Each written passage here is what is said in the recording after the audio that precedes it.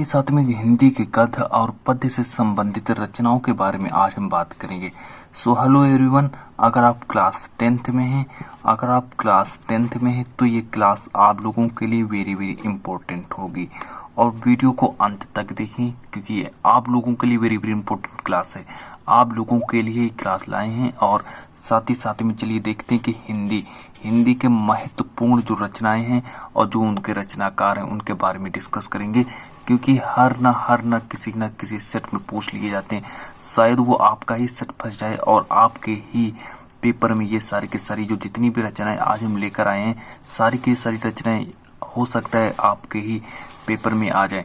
तो वीडियो को पूरा का पूरा देखिएगा, कहीं पर भी मिस ना करें और बिल्कुल अंत तक देखिए। चलिए पहले हमको यहाँ पर कुछ हमारी रचनाएं दी गई हैं और साथ ही साथ में रचनाकार उनके रचनाकारों के नाम लिखने हैं। तो चलिए कैसे लिखेंगे और चलिए बात कर लेते हैं। सबसे पहली जो मेरी रचना है, सबसे पहली रचना मेरी क्या है कि जो मेरी सबसे फर्स्ट रचना है साखी। चलिए साखी के बारे में बात करते हैं कि जो मेरी साखी रचना है और जो मेरी एक बीजक। चलिए साथ ही साथ में बात कर लेते हैं जो नेक्स्ट रचना है बीजक।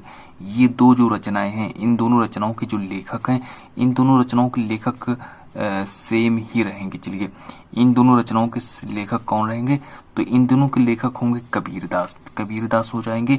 और साथ ही साथ में जो साखी के लेखक कौन है, साखी के लेखक हैं कबीरदास। और बीजक जो एक रचना है इसके लेखक हैं कबीरदास। चलिए याद रखेंगे ये दो महत्वपूर्ण रचनाएं कि एग्जाम में अगर पूछ लिया जाए कि जो साखी एक रचना है उसके लेखक कौन है या फिर उसके रचनाकार कौन है, तो याद रखेंगे कबीरदास उसका रचनाकार है।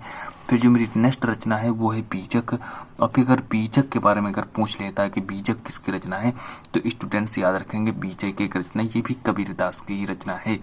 चलिए इतना याद रखेंगे और साथ ही में और हम आगे बढ़ लेते हैं। स्टूडेंट्स याद लिखते भी चले जाइएगा इन प्रश्नों को कि जो एक रचना है चित्ररेखा। चलिए चित्ररेखा जो रचना है ये किसकी रचना है, इसके रचनाकार कौन है। चित्ररेखा एक रचना है, इसके रचनाकार है मलिक मोहम्मद जायसी। चलिए मलिक मोहम्मद जायसी कौन है, ये चित्ररेखा के रचनाकार हैं।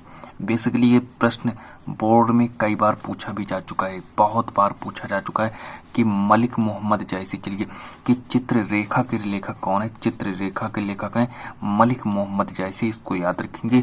आप लोग ऐसा करिए कि इसका इतना आप लोग स्क्रीनशॉट ले लीजिएगा और फिर हम बढ़ते हैं प्रश्न नंबर नेक्स्ट की ओर। पहले आप लोग इसका इतना स्क्रीनशॉट ले लीजिएगा। चलिए प्रश्न नंबर और फिर इसके बाद मेरी जो नेक्स्ट रचना है और नेक्स्ट मेरी दो इम्पोर्टेंट रचनाएं देखिए और आ गई हैं कि सूर सागर। चलिए सूर सागर और नेक्स्ट पहली रचना है सूर सागर, फिर है सूर सारावली। चलिए ये रचना अलग है। चलिए सूर सागर जो रचना है ये रचना अलग है और सूर सागरावली जो रचना है ये रचना आपकी अलग है। चलिए और इन दोनों रचनाओं के लेखक कौन हो गए, इन दोनों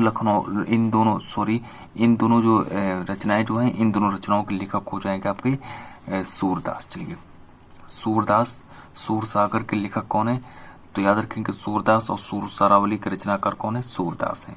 इतना याद रखेंगे और इसी के साथ बढ़ते हैं प्रश्न नंबर नेक्स्ट। मेरा जो नेक्स्ट रचना है जो मेरी, और चलिए सूर सागर और सूर सरावली को लिख लीजिएगा और इसके लेखक हैं सूरदास। चलिए नेक्स्ट अब इस बार मेरे सामने तीन महत्वपूर्ण रचनाएं देखिए आ गई। तीन महत्वपूर्ण रचनाएं आ गई, विनय पत्रिका, गीतावली, अतीत के चलचित्र। चलिए विनय पत्रिका है, गीतावली साथ ही में दोहावली है और अतीत के चलचित्र। चलिए विनय पत्रिका के लेखक कौन हो गए, तो विनय पत्रिका के लेखक हो गए मेरे तुलसीदास और साथ ही साथ में गीतावली और दोहावली के लेखक हो गए तुलसीदास।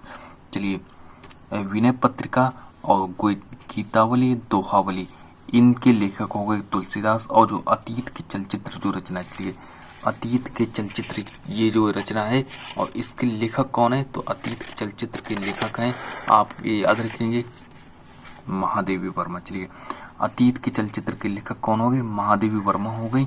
और साथ ही साथ में गीतावली, दोहावली इनके लेखक हो गए तुलसीदास, याद रखेंगे।